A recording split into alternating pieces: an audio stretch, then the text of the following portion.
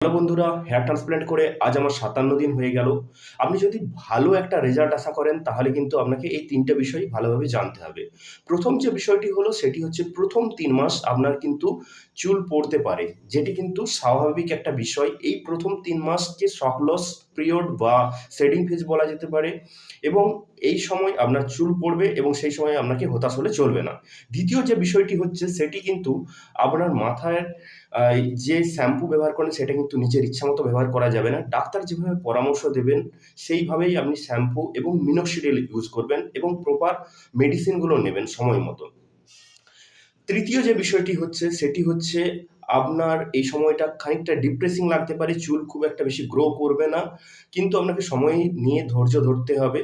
সাথে আপনাকে পর্যাপ্ত পরিমাণ জল হবে।